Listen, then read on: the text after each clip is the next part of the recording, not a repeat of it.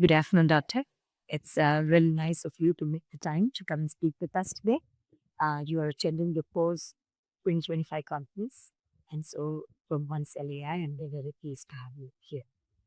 So the first thing I'd like to do is to just ask you to please, uh, you know, provide your name, your affiliation, and also what has been your journey in from from when you did your MD, what did you medicine?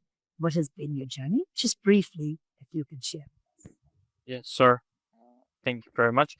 It's my pleasure to be here today. So, uh, outstanding event.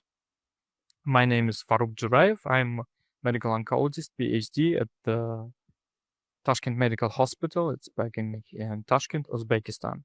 So my journey of being a medical oncologist is just one of the um, biggest and the most developing fields of in medicine.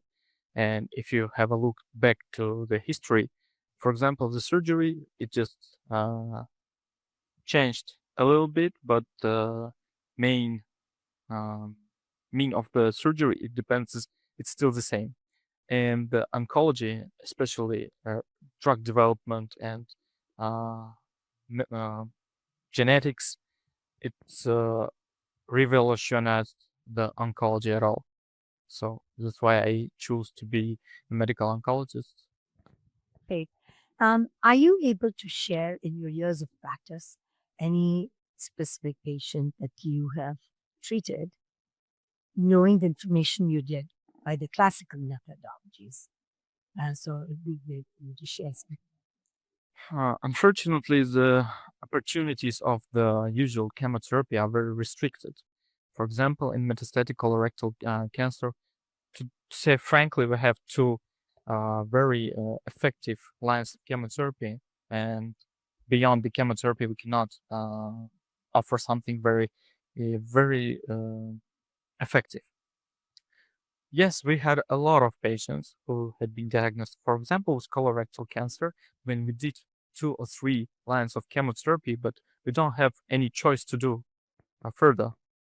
And at this time, we are very dependent to onco-genetics. For example, if you have your TMB high, we have a couple of patients who had the stage 4 disease and who had the TMB high, even if the MSI or PDL were negative, but TMB high helped us to rule out the situation. And nowadays, these patients are still alive. They are free of disease. And for example, if you're speaking for big clinical trials, we always see uh, the numbers, but we always should remember that beyond these numbers, behind these numbers, there are the human lives. So even if it's very low or probability of TMB high, but still, these patients are still alive. That's great. So something a little bit more futuristic. What do you think the new technologies, such as this one cell AI or any other new technologies, how do you think that would change your treatment decisions with patients, and how would you apply it? Yes, sure. That's exactly the thing we were discussed with the doctors. Sometimes we do the chemotherapy, we do the surgery, and we are glad that, for example, for PET-CT scan, it's free of disease. As I understand, just today, it's not a reason to stop our searching because ctDNA, CT tumor circulating cells are very effective to predict if we have any chance to, uh, for example, to recurrence of disease for metastatic disease. And for example, most of our oncologists all over the world, I mean, they stop their searching by PET-CT scan.